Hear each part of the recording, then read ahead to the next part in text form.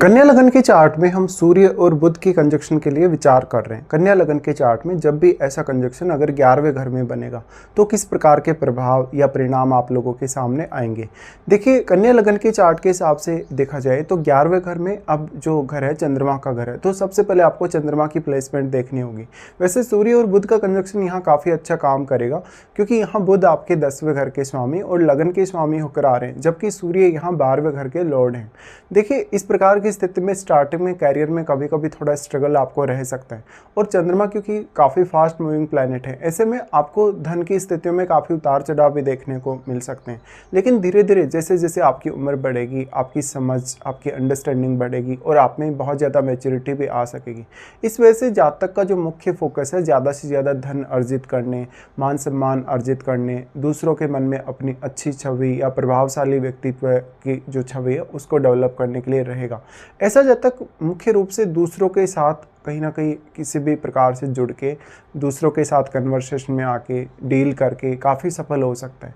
ऐसे जातकों को आप अक्सर ऐसे कार्यों में देखेंगे जहां पर आपको कोई एडवाइस वगैरह देता है, कंसल्टिंग वगैरह का कार्य हो गया, बैंक वगैरह, फाइनेंस वगैरह का कार्य हो गया, शेयर बाजार, लॉटरी, सट्टा वगैरह से जुड़े हुए कार्य हो गए। इसके साथ साथ वो कार्य जिनमें आप दूसरों को इंस्पायर कर रहे हैं, मोटिवेट कर रहे हैं, या किसी को कोई इन्फॉर्मेशन आप दे रहे हैं।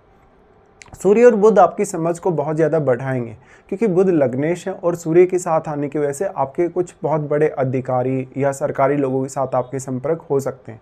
इस प्रकार से ये कुछ हद तक पॉलिटिकल कनेक्शन भी काफ़ी अच्छे दिखाता है। तो इस प्रकार का जातक का जो वाणी का इफेक्ट है, पर्सनैलिटी का इफेक्ट है, वो काफ़ी प्रभावशाली नजर आएगा, और दूसरे लोग आपकी बात को मानने के लिए कभी कभी बहुत ज़्यादा बाध्य भी हो जाएंगे। अब इसके लिए लेकिन लगन में बैठा ग्रह और आपके 10वें घर में बैठा ग्रह भी समान रूप से इम्पोर्टेंट हो जाएगा आपके लिए। इसके साथ साथ यहाँ पर जो बुध हैं वो वास्तव में कैसी स्थिति में है, क्योंकि नॉर्मली अगर देखा जाए बुध की स्थिति को तो गोचर में बुध सूर्य के आसपास ही रहते हैं हमेशा। ऐसे में बुध की जो स्थिति है यहाँ पर किस प्रकार की है, क्या बुध यहाँ पे वक्री हो गए हैं, क्या बुध यहाँ पे अस्त हैं। देखिए, अगर बुध वक्री हो जाएंगे उस केस में आपको चंद्रमा की स्थिति बहुत ज़्यादा अच्छी चाहिए, या तो फिर बृहस्पति जैसे ग्रह का अगर एस्पेक्ट है आपके 11वें घर पे तो कुछ हद तक आपको सहायता मिल सकती है। लेकिन चंद्रमा का वेल प्लेस्ड होना उतना ही ज़्यादा जरूरी है जितना कि यहाँ बुध का वेल प्लेस्ड होना। बुध के वक्री होने के केस में आपको कभी कभी बहुत सारे मल्टीपल ऑप्शंस नज़र आ सकते हैं डिसीजन लेने के लिए, विचार करने के लिए, या अपना फैसला लेने के लिए। लेकिन जब आप फाइनल डिसीजन तक पहुंचते हैं तो कभी कभी आपको थोड़ा कन्फ्यूजन भी रह सकता है। इस प्रकार की स्थिति में देखा जाए तो आप जितना ज़्यादा समय लेंगे अपना डिसीजन लेने के लिए या अच्छे से विचार करेंगे उतना आपके लिए अच्छा होगा। बुध यहाँ पे अगर मान लो अब अस्त होते हैं, अस्त होने के केस में देखिए, क्योंकि सूर्य अपनी एनर्जी बुध को प्रोवाइड करेंगे या अपना प्रकाश बुध को प्रोवाइड करेंगे, तो बुध से जुड़े हुए आपके जो गुण हैं वो इन्हेंस हो जाएंगे, बढ़ जाएंगे कहीं ना कहीं, या मल्टीप्लाई हो जाएंगे। इससे आपका जो माइंड है वो ज़्यादा तेज़ बनेगा, आपकी अंडरस्टैंडिंग बहुत प्रॉपर बनेगी, आपकी बुद्धिमत्ता अच्छी होगी, आपका माइंड काफ़ी तेज़ी से काम करेगा, विश्लेषण क्षमता आपकी बढ़ जाएगी। लेकिन इससे कहीं ना कहीं आप अपना जो प्रभाव है दूसरों पर वो काफ़ी अच्छे से डाल सकते हैं, या दूसरों को बहुत ज़्यादा डोमिनेट भी कर सकते हैं। इस वजह से ऐसा जातक हमेशा लोगों से घिरा रहेगा और वो दूसरों को बहुत अच्छा सपोर्ट भी कर पाएगा। अक्सर देखा जाए तो ऐसे जातकों को जो धन से संबंधित समझ है, धन को मैनेज करने की जो अंडरस्टैंडिंग है वो काफ़ी अच्छी होती है। इस प्रकार के जातक वास्तव में अपने नेटवर्क में ऐसे लोगों को चाहते हैं जो काफ़ी पढ़े लिखे लोग हों, काफ़ी वेल सेटल लोग हों, या काफ़ी प्रभावशाली लोग हों। हालांकि जातक लेट एज तक काफ़ी ज़्यादा नेम फेम प्राप्त करेगा, लेकिन शुरुआत में उसको काफ़ी मेहनत या स्ट्रगल भी करना पड़ेगा। ऐसे जातक उन कार्यों में ज़्यादा सफल होते हैं जिनमें आप अपनी बौद्धिक क्षमता या वाणी का ज़्यादा इस्तेमाल करते हैं। यहाँ पे सूर्य और बुध दोनों का ही प्रभाव आपके पंचम भाव पे रहेगा।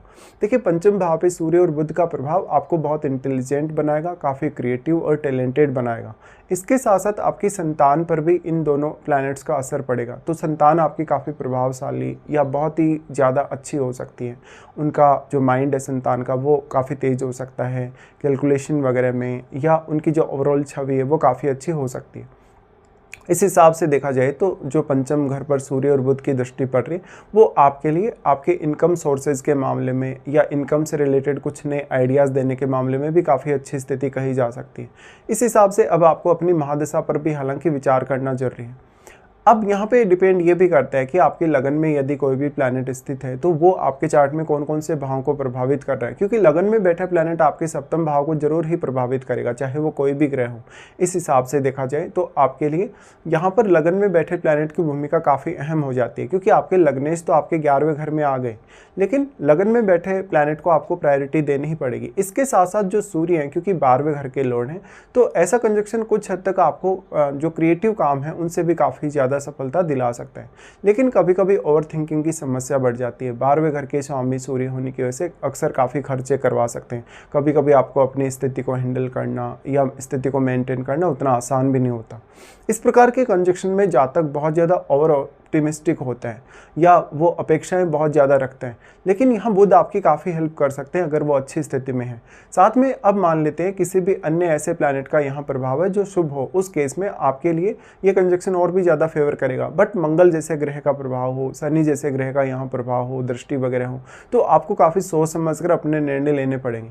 बेसिकली देखा जाए तो सूर्य और बुध का ये जो कंजक्शन बन रहा है वो आपको काफ़ी सफल बना सकता है, आपको अपनी अपेक्षाओं को पूरा करने, अपनी एक्सपेक्टेशन को पूरा करने के लिए काफ़ी हद तक लेकर जा सकते हैं आगे। तो अक्सर ऐसे जातकों की लाइफ में उनके परिवार का या उनके जो फैमिली है, इवन पिता का रोल बहुत इंपॉर्टेंट हो जाता है। लेकिन आगे चलकर ऐसे जातक अपने स्वयं के बल पे, अपने खुद के प्रयासों के बल पे बहुत ज़्यादा सफल भी होते हैं। तो इस प्रकार के कुछ असर आपको देखने को मिलेंगे। अब इसमें आपकी महादशा का बहुत बड़ा रोल है। अगर आपको सूर्य या बुध की महादशा हो तो महादशा पर आप विचार अवश्य करें।